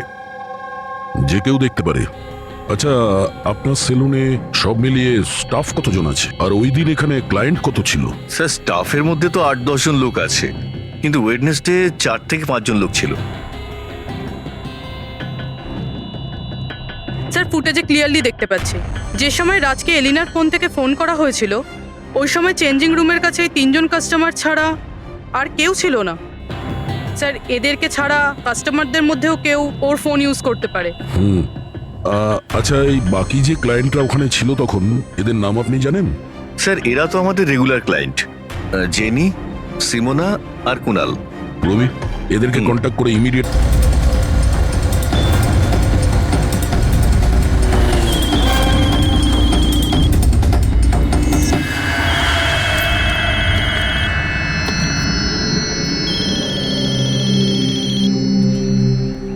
হ্যালো। হ্যাঁ, আমি অমর বলছি। আমার সপাতনের কাছ থেকে একটা অর্ডার ছিল যেটা আজ ডেলিভারি হওয়ার কথা ছিল। একটা ছোট রিকোয়েস্ট রয়েছে, এটা কি তুমি অন্য একটা অ্যাড্রেসে ডেলিভার করতে পারো? সরি স্যার, পসিবল হবে না। আজকে আমার অনেকগুলো ডেলিভারিজ আছে আর আমার পুরো শিডিউল এদিক ওদিক হয়ে যাবে। আরে না ভাই, বেশি দূরে নয়, আমার বাড়ি থেকে শুধু 5 মিনিট দূরে। স্যার, পসিবল হবে না, কারণ এসজে মিলে যে ঘটনা ঘটেছে তারপরে বস আমাদেরকে স্ট্রিক্টলি বলেছেন যে অ্যাড্রেস দেওয়া আছে সেখানেই ডেলিভার করতে। আরে ভাই, এসজি মিলে যা হয়েছে তা সবার সাথে হয় নাকি? আমি তোমাকে মারতে যাবো কেন? আমি একটু অসুবিধার মধ্যে আছি, তাই তোমাকে রিকোয়েস্ট করছি ভাই, ডেলিভারি করে এক্সট্রা কিছু টাকা নিয়ে নিও। দেখো, সামনে একটা ওয়্যার হাউস রয়েছে, ওখানেই চলে এসো, আমি তোমার জন্য ওয়েট করছি। ঠিক আছে স্যার, আরো দুটো ডেলিভারি আছে, তারপরে আধ ঘন্টায় আপনার কাছে আসছি। খুব ভালো, চলে এসো। কেউ আমাদের বলবে এখানে ঠিক কি হচ্ছে? আর আমাদের এখানে ডাকা হয়েছে কেন? আরে আমরা করেছিটা কি? এখন আপনাদের কাছে কিছু জিজ্ঞাসা করব একটা মার্ডারের ব্যাপারে। মার্ডার? কোনো মার্ডারের সঙ্গে আমাদের কি সম্পর্ক? আমাদের কি জিজ্ঞাসা করতে চাইছেন? আর আমাদের এসবের মধ্যে কেন ফাঁসাচ্ছেন? ওয়েডনেসডে বুধবার দুপুরে এলিনা নামের একজন মহিলা এখানে বসেছিল, আর তারপরে দুপুরে 1টার সময় ওর ফোন থেকে কেউ কল করেছিল, আর ওই পরে মার্ডার করেছে। একটু এটা দেখো।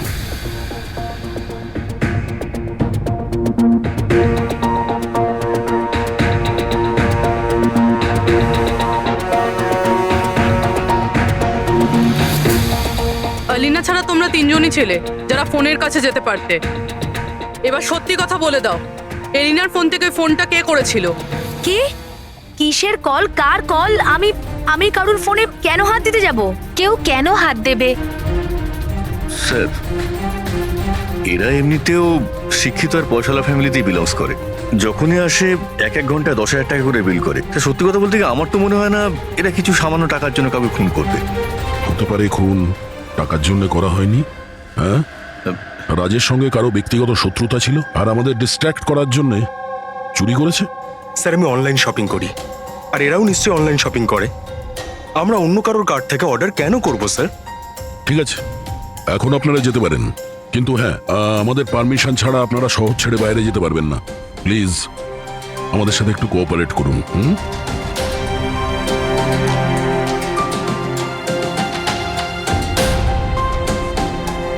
স্যার, এই 3 জনকে দেখে মনে হচ্ছে না এরা খুন করেছে বলে।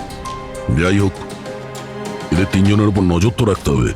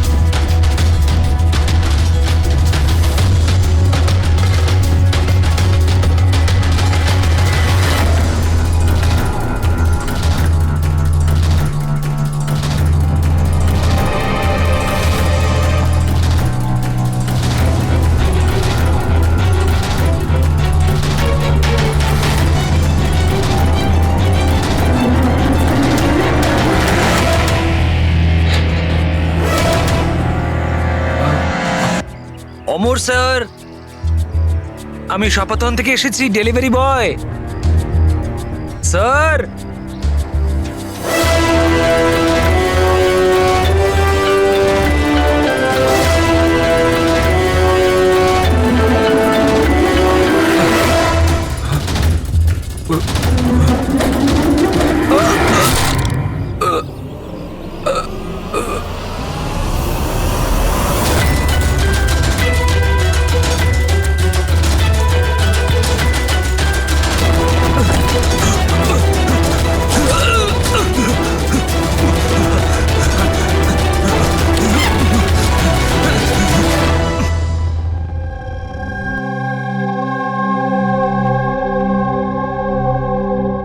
দেখো যতীন, ভয় পেও না, ঠান্ডা মাথায় ভেবে বলো এক্স্যাক্টলি কি হয়েছিল।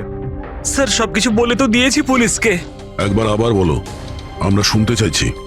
হতে পারে তোমার আরো কিছু মনে পড়তে পারে। আমি ডেলিভারি করতে যাচ্ছিলাম যখন ওই ফোনটা আমার কাছে আসে।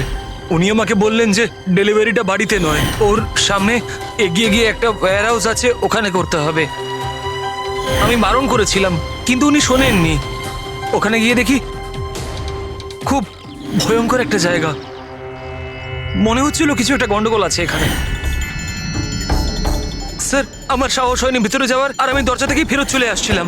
আর ঠিক তখনই কেউ আমার দিকে ছুরিটা ছুড়লো আর আমি ওখান থেকে পালালাম। তুমি কি দেখেছিলে সেই লোকটাকে? না স্যার, আমি নিজের প্রাণটা বাঁচিয়ে ওখান থেকে চলে আসতে পেরেছি। আর আমি পেছন ফিরে দেখিনি স্যার। আওয়াজটা শুনেছো নিশ্চয়ই ফোনে? যদি আরেকবার শোনো তাহলে চিনতে পারবে তো? হ্যাঁ স্যার, চিনতে পারবো। এই অমরকে ডাকো। আমি কাউকে ফোন করিনি, আর আমি কোনো অর্ডারও করিনি। তাহলে ডেলিভারি বয়কে আমি কেন ফোন করতে যাব? ওই সময় তুমি কোথায় ছিলে? ওই সময় আমি জিমে ছিলাম, আর ওয়ার্কআউট করার সময় আমি কারুর ফোন ধরি না। আর আমাদের সবার ফোন ওই বাইরে ড্রয়ারে থাকে।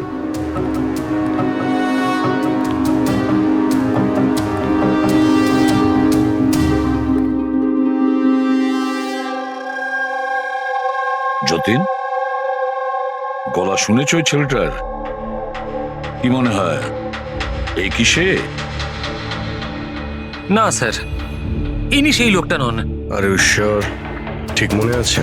স্যার ওর গলার স্বর খুব ভারী প্রকৃতির। এই লোকটা ও হতে পারে না। ঠিক আছে, তুমি যেতে পারো। যদি দরকার পড়ে ডেকে নেব। Thank you sir. স্যার আমাদের তো মনে হচ্ছিল যে রাজের মার্ডার ব্যক্তিগত শত্রুতার জন্যই হয়েছে, কিন্তু এখানে তো দেখছি অন্য ব্যাপার। টাকার জন্যই খুন করা হয়েছে সেটাও তো বলা যাচ্ছে না। এক্স্যাক্টলি স্যার, কেননা এইবারটা জিনিসমাত্র 50,000-এর ছিল। হতে পারে স্যার খুনির খুব টাকার প্রয়োজন, কিংবা মেন্টালি আনস্টেবল। স্যার যদি তাই হয় তাহলে ওই সেলুনের 4 জন তো হবে না, কারণ ওরা তো যথেষ্ট রিচ। ওই 4 জনের ব্যাপারে কি জানতে পেরেছো? ফলো আপ করেছো? হ্যাঁ স্যার, লোকাল পুলিশ ওদের উপর নজর রাখছে। যখন যতীনের সাথে ঘটনা ঘটে তখন সিমোনা আর আলিনা অন্য কোথাও ছিল, আর কুনাল আর জেনির কোনো রকম খোঁজ খবরই ছিল না। সকাল থেকে নিরুদ্দেশ। একটা কাজ করো, ওই জিমে গিয়ে খোঁজ নাও এমন কে আছে যে অমরের ফোন থেকে যতীনকে ফোন করতে পারে। আর পুরবি ওই ছুরিটার ফুল ইনফরমেশন বের করো।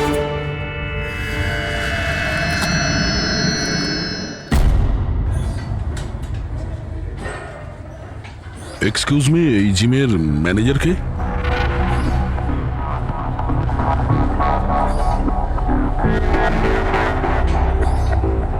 আরে আপনি তো অলরেডি এতটা ওয়েল বিল্ড, ট্রেনারের জবের জন্য অ্যাপ্লাই করতে এসেছেন নাকি? আপনি থাকতে আমাদের কি প্রয়োজন? সিআইডি, আমরা আপনার থেকে কিছু প্রশ্নের উত্তর চাই। মিস্টার হেমন্ত। হেমন্ত হেমন্ত কয়েকদিন ধরে ডি ইউনিসেক্স স্পা সেলুনে আর এই জিমে এমন কিছু ঘটনা ঘটেছে যেটা কমন। মানে কেউ কারো ফোন থেকে অন্য কাউকে ফোন করেছে, আর ঠিক তারপরে ওর মার্ডারও হয়ে গেছে। তুমি ডি ইউনিসেক্স অ্যান্ড স্পায়ার নাম শুনেছো? না তো। এই অমর এখানে আসে ওয়ার্কআউট করতে? হ্যাঁ আসে তো। আচ্ছা, কাল বিকেলে 4:30-র সময় অমর কি জিমেই ছিল? স্যার এটা তো আমাকে ওর ট্রেনারের কাছে জিজ্ঞেস করতে হবে। আমি 1 মিনিট ওকে ডাকছি। জয়ন্ত,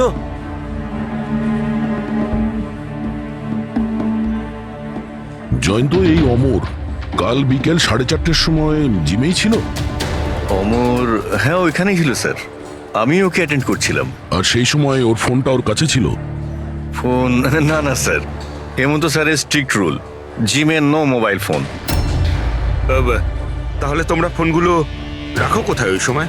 বাইরে ড্রয়ারে স্যার, সবার ওখানেই থাকে। চলো একটু দেখাবে হেমন্ত, কোথায় ওটা?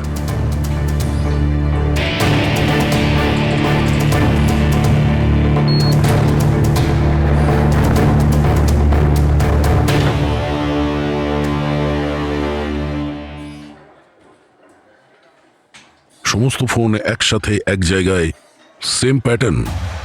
কে কে যাওয়া আসা করে এই ড্রয়ারের কাছে? স্যার শুধু আমি আর আমার স্টাফেরা, আর কেউ নয়। স্যার মনে হচ্ছে এই জিমটাতে আর ওই স্যালুনটাতে একটা কমন লিংক আছে। হেমন্ত, তোমার সমস্ত ক্লায়েন্ট আর স্টাফ সবার ডিটেলস চাই আমার, তাড়াতাড়ি। Okay sir.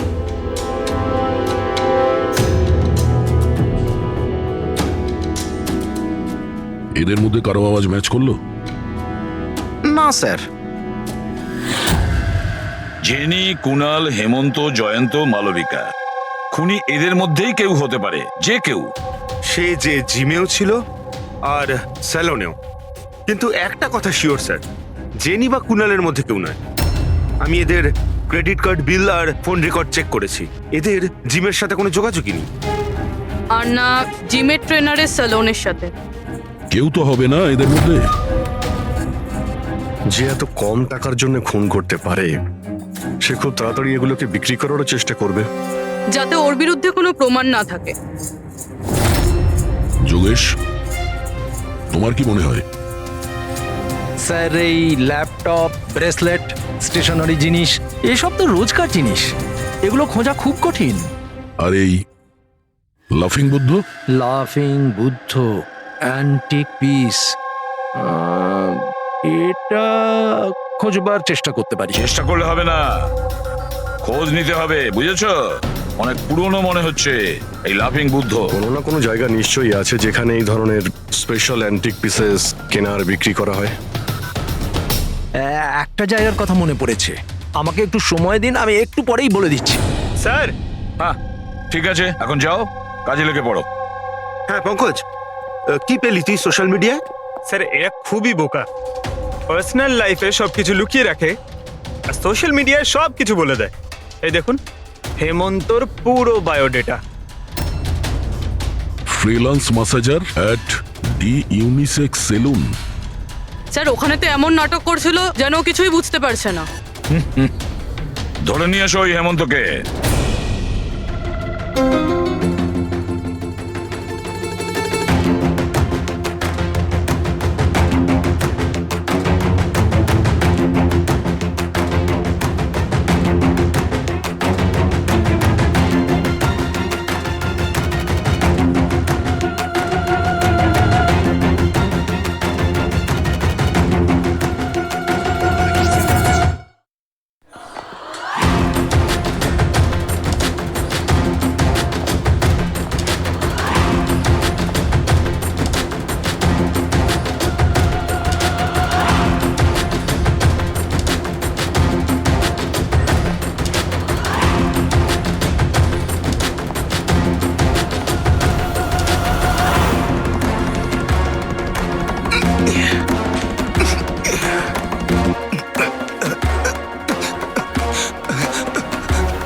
মিথ্যে কথা বলেছো তুমি আমাদের। তুমি ওই ওখানে ডি ইউনিসেক্স সেলুনে কাজ করতে, আর তুমি ফোন করেছিলে ওখানে এলিনার ফোন থেকে আর এখানে অমরের ফোন থেকে। স্যার স্যার আমি কারোর ফোনে হাতও দিইনি স্যার। হ্যাঁ আমি আপনাকে মিথ্যে কথা বলেছিলাম যাতে আপনি আমাকে সন্দেহ না করেন। স্যার আমি ভয় পেয়ে গেছিলাম স্যার। তুমি এখনো মিথ্যে কথা বলছো, এখনো মিথ্যে কথা বলছো তুমি। রাজের উপর ফিজিক্যাল অ্যাসাল্ট হয়েছিল, সেটাও জোরে ফোর্সের সাথে। তুমি তো ভীষণ স্ট্রং না? হ্যাঁ স্যার আমি কাউকে খুন করিনি স্যার। স্যার আসলে ব্যাপারটা হচ্ছে ডি সেলুনে জব তো আমি 6 মাস আগে ছেড়ে দিয়েছিলাম স্যার। তারপর আমি ওদের কারোর সাথে টাচে নেই স্যার, আমি সত্যি কথা বলছি স্যার। এক সেকেন্ড স্যার, এলিনা ওখানে যাওয়া শুরু করেছিল 2 মাস আগে। ও যদি বলে যে 6 মাস ধরে ডি স্যালনে যায়নি, তাহলে এলিনার ফোন পাওয়াটা ওর পক্ষে অসম্ভব।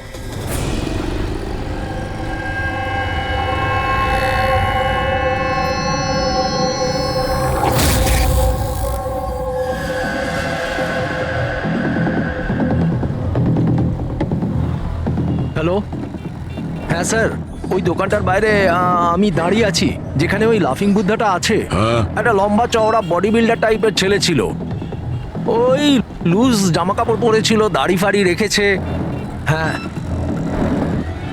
আর চশমাও পরেছিল। গুড জব যোগেশ, ঠিক আছে। স্যার, এই যতীন ক্লিন শেভ এ হতে পারে না। এই হেমন্তর দাঁড়িয়ে আছে আর ও বডি বিল্ডারও। এই মালবিকা এ বডি বিল্ডারও না, এর দাঁড়িয়েও নেই। আমার মনে হচ্ছে এই হেমন্তই স্যার। এই হেমন্তর উপর নজর রাখো। আর বাস একটা জিনিসই বাকি আছে যেটার থেকে আমরা কিছু জানতে পারি, ওই ছুরি। স্যার, আমরা তো এইভাবে অপেক্ষা করতে পারি না। বুঝতে পারছি না যে ওখানে খুনি কিভাবে প্ল্যান করছে। এই যোগেশ আমাদের জন্য যে ছবিটা এঁকেছিল সেটাও কোনো কাজে লাগলো না। এখন ওই খুনিকে ধরতে গেলে আমাদেরও ওর মতো করেই ভাবতে হবে। স্যার, একটা কাজ করা যাক, জিম আর সেলুনে যতগুলো কাস্টমার আছে তাদের সবার লিস্ট বানিয়ে ফেলি। কেন স্যার? দেখো, খুনি ওর প্ল্যান সাকসেস করার জন্যই দুই জায়গার কাস্টমারদের টার্গেট করছে। যদি ওর মতো করে ভাবা যায় তাহলে আবার ওই কাস্টমারদের নামেই কিছু অর্ডার করবে। আর যদি আমরা এই নামের লিস্টগুলো অনলাইন শপিং এর যতগুলো ওয়েবসাইট আছে তাদের সবাইকে দিয়ে দিই, তাহলে যখনই কারোর নামে অর্ডার আসবে আমরা জানতে পারবো। কিন্তু স্যার, যদি খুনি আবার কোনো চুরি করার প্ল্যান নাই করে থাকে তাহলে? করবে, ও আবারও প্ল্যান করবে। 1,50,000-এর জন্য যে একজন সাধারণ মানুষকে যে খুনও করতে পারে, সে লোভে পড়েছে এই সব জিনিসপত্রে, তাই সে দ্বিতীয়বার ভুল করবেই করবে। আর এবার আমরা তৈরি থাকবো ওর জন্য।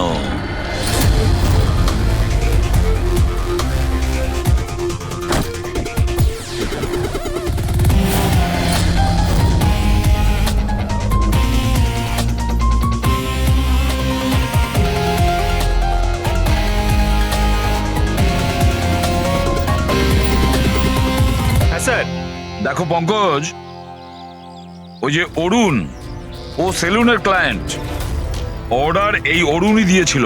ওকে, একটু পরেই ফোন আসবে, রেডি থেকো। স্যার, আমি একদম রেডি হয়ে বসে আছি। গুড। আর ওর অরিজিনাল অ্যাড্রেসেই যাচ্ছি স্যার। হ্যাঁ,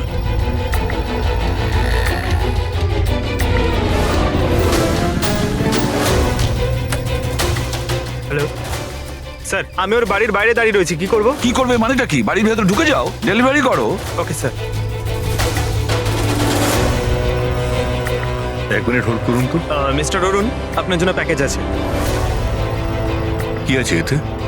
সেটা তো আপনিই জানেন স্যার, আপনি অর্ডার দিয়েছিলেন। না না, আমি তো অর্ডার করিনি। আপনি অর্ডার দেননি? না। এটা আর ইউ শিওর? হ্যাঁ, আমি শিওর। ঠিক আছে স্যার, আমি এটা রিটার্ন নিয়ে যাচ্ছি। ওকে। পঙ্কজ, এই অরুণ তোমাকে অর্ডার দেয়নি তো? কোনো ব্যাপার না, তুমি চলে এসো। হ্যাঁ, আমরা বোধহয় কোনো ভুল করছি। বললাম তো পুরবি, এর ওপরে কোনো আঙ্গুলের ছাপ পাওয়া যায়নি। তুমি ডবল চেক করেছো? আরে আমি ট্রিপল চেক করেছি, এই নাইফে একটাও ফিঙ্গারপ্রিন্ট নেই। কিন্তু একটা কথা ঠিক পুরবি, একটা কথা ঠিক যে রাজের খুন এই ছুরি দিয়ে হয়েছে, কারণ এই ছুরির ওপর আমরা রাজের রক্তের ট্রেসেস পেয়েছি। রাইট? রাইট। আরো একটা ব্যাপার, এই নাইফটা একটু স্পেশাল, আলাদা।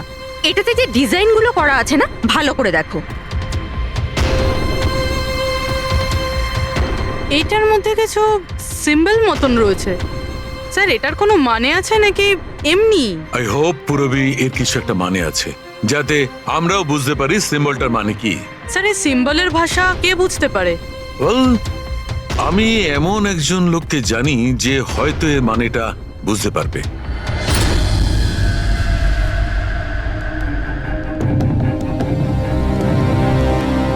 এই যে ছুরিটা দেখছেন, এটা কম করে 200 বছরের পুরনো ঐতিহাসিক নিদর্শন।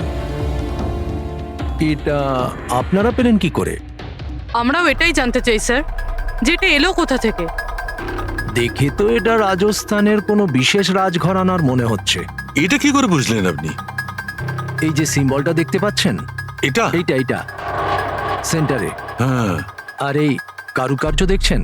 এই দেখুন, নিখুঁত শিল্প। এটা সেই সময়কার, that is 100%, I am sure. Sir sir আমি আপনার কম্পিউটারটা ব্যবহার করতে পারি? আরে জিজ্ঞেস করো কি আছে, যাও।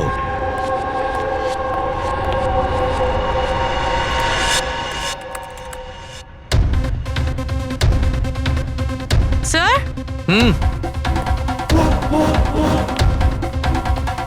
এই ছবিটা তো এই ছুরিরই। এটা তো 10 লাখ টাকা। 10 লাখ টাকা ছুরি কে কেনে? এটা ছুরি নয়, it's a piece of history. আর দেখুন, এটার একটা স্পেশাল কভারও নিশ্চয়ই থাকবে।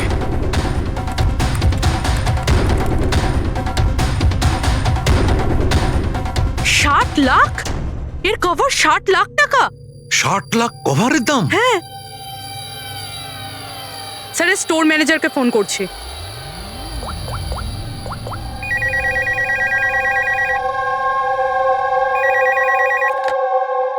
হ্যালো হ্যালো, আমি পূর্বী বলছি, সিআইডি থেকে। আমি আপনাদের ওয়েবসাইটে একটা অ্যান্টিক ছুরি দেখতে পেয়েছি। এর আইটেম নাম্বার হলো 7117। আপনি বলতে পারবেন কে কিনেছে? ইয়া শো ম্যাম, ওয়েট। আচ্ছা, ওই ছুরিটা তো গত সপ্তাহেই আমাদের এখান থেকে কেউ নিয়েছে। আর হ্যাঁ, আজকেই তো সেটার কভারের জন্য 4 লাখ টাকা অ্যাডভান্সও করা হয়েছে। ডেলিভারি কবে আছে? আজই। ইনফ্যাক্ট আমাদের যে ডেলিভারি বয় আছে হয়তো পৌঁছে যাবে এক্ষুনি। আচ্ছা, যে এই কভারটা কিনেছে তার নাম আর অ্যাড্রেসটা চাই। আর যে ছেলেটা ডেলিভারি দেবে তার নাম, ফোন নাম্বার, অ্যাড্রেস। তাড়াতাড়ি। ওকে স্যার, এসপি স্যারকে ফোন করতে হবে। আর আরে এটা আবার কি জায়গা? আমি আবার ভুল জায়গায় চলে এলাম না তো? হ্যাঁ, এটাই তো সেটা মনে হচ্ছে। অ্যাড্রেসটাও তো এক। একটা ফোন করে দেখি। Hello sir. হ্যাঁ স্যার, আপনি যে অ্যাড্রেসটা দিয়েছিলেন সেখানে পৌঁছে গেছি। হ্যাঁ স্যার, আপনি কোথায় আছেন? হ্যাঁ স্যার, কিন্তু স্যার এখানে তো কেউ নেই, একদম ফাঁকা জায়গা এটা। টিপ? ঠিক আছে স্যার, আমি না হয় ভিতরেই যাচ্ছি।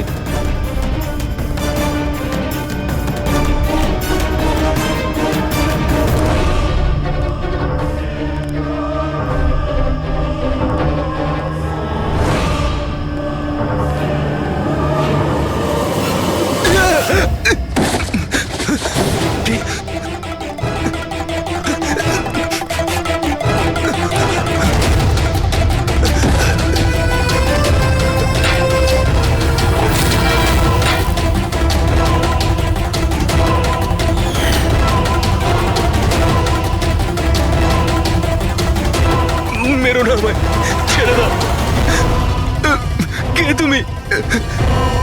ছেড়ে দাও আমায়।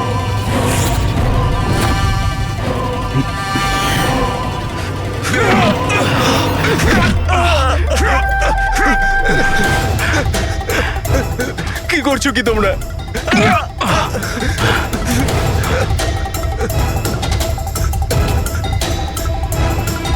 মেরো না।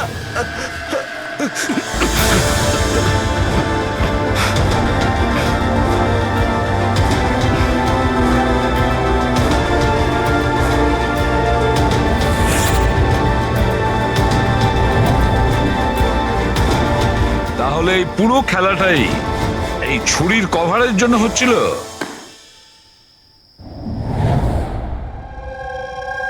ক্লান্ত হয়ে গেছিলাম আমি নিজের জীবন নিয়ে আর আমার এই 50,000 টাকার চাকরি নিয়ে। সমস্ত বড় লোকেদের দেখে রাগে মাথা গরম হতো আমার। রোজই তারা নতুন নতুন জিনিসপত্র কিনত, যেগুলোর ওদের কোনো প্রয়োজনই ছিল না। ওরা দামি দামি জিনিস কিনত আর সেগুলোকে ইউজও করতো না।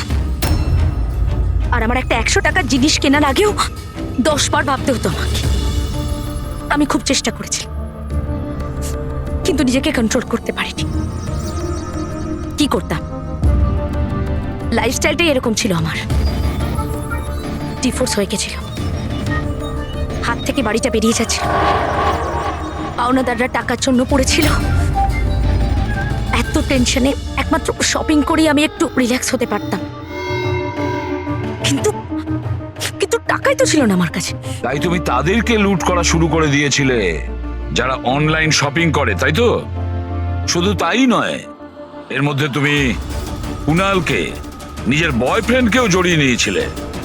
কুনাল এতদিন পর্যন্ত নিজের খরচের জন্য ওর বাবা মার উপরেই ডিপেন্ড করতো, সেই জন্য আমি ওর কাছ থেকে টাকা চাইতে পারতাম না। তাই আমি ওকেও নিজের পার্টনার করে নিই, যাতে ও আমাকে ছেড়ে না চলে যেতে পারে। কিন্তু ওই ছুরিটা তোমাকে ফাঁসিয়ে দিল।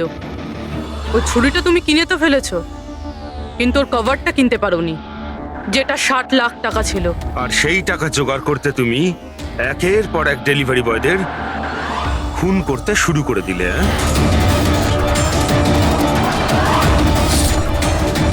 আজকে ওকেও মারতে চেয়েছিল, যার ছুরির কভার ডেলিভার করার কথা ছিল। আমরা ভেবেছিলাম যে ছুরি আর তার কভারটা বিক্রি করে যে টাকা পাবো তা দিয়ে একটা নতুন পৃথিবী করব। বিক্রি করে? হ্যাঁ, যেভাবে তুমি একজন পুরুষের ছদ্মবেশে ওই লাফিং বুদ্ধ বিক্রি করতে গেছিলে। তুমি তোমার আওয়াজ কি করে বদলালে যখন তুমি যতীনকে ফোন করেছিলে? ভয়েস মডিউলেটর অ্যাপ দিয়ে। আমার মনে হয়েছিল যে এরকম করলে হয়তো পুলিশ আমাকে সন্দেহ করবে না, জয়ন্ত আর হেমন্তকেই সন্দেহ করবে। আর সেই অ্যাপের ব্যবহার করে তুমি রাজকে এসজে মিলে ডেকেছিলে কি? বড় লোক হওয়ার খুব শখ না তোমার? ও বড় লোক হতে চেয়েছিল, টাকা চাই তার, টাকা। আর সেই জন্য নিরীহ ডেলিভারি বয়দের পেছনে পড়েছিল। একজনকে তো খুনই করে দিয়েছে, একজন তো কোনো রকমে বেঁচে গেছে, আর একজনকে আমরা বাঁচালাম। কি ক্ষতি করেছিল ওরা তোমার? হ্যাঁ বলো, কেন খুন করেছো ওকে? আফসোস হচ্ছে না তোমার কুকর্মের জন্য? আফসোস হচ্ছে, আফসোস হচ্ছে নিজের জীবন নিয়ে। আমি যদি অন্যদের মতো বড় লোক হতাম তাহলে এই সব কিছু করার কোনো প্রয়োজনই পড়তো না আমার। খুন করার জন্য কোনো কারণই সঠিক নয়। আর তুমি যদি টাকার কথাই বলো, তোমার থেকে বেশি প্রয়োজন রাজ আর যতীনের ছিল।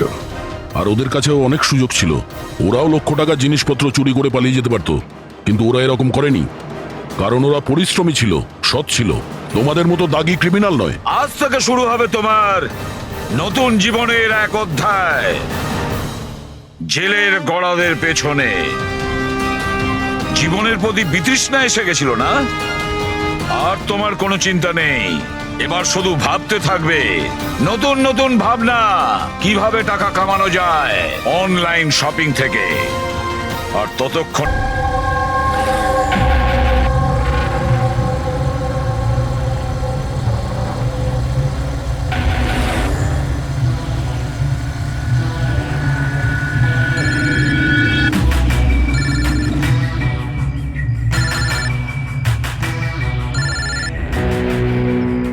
হ্যালো। হ্যালো। হ্যাঁ এলিনা ম্যাম। আচ্ছা শোনো, হ্যাঁ তুমি কোথায়?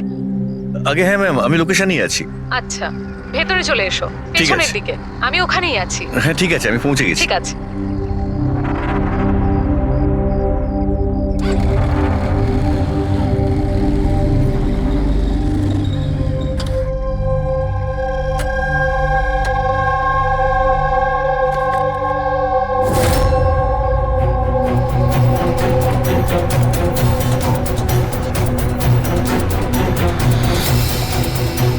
তো বড় অদ্ভুত জায়গা।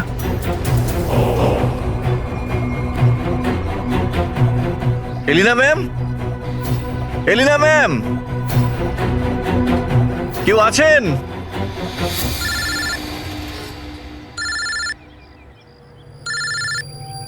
হ্যাঁ হ্যালো। তুমি কোথায়? ম্যাম আমি পৌঁছে গেছি, আমি নিচে দাঁড়িয়ে আছি বিল্ডিং এর। আচ্ছা, একটা কাজ করো, ওপরে চলে এসো। ম্যাম উপরে? হ্যাঁ ওপরে, তাড়াতাড়ি এসো। ওকে ঠিক আছে ম্যাম, আমি আসছি। ওকে।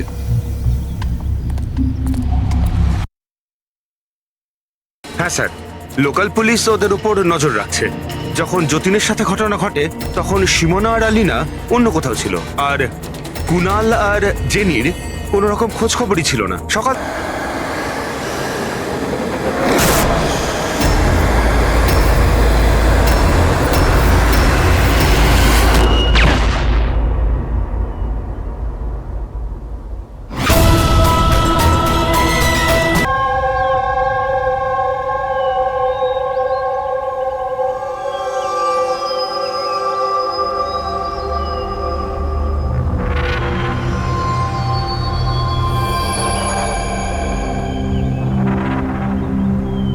চলো ফাইনালি সেই সময়টা এসেই গেল যখন আমি আকাশে পাখির মতো উঠতে পারবো।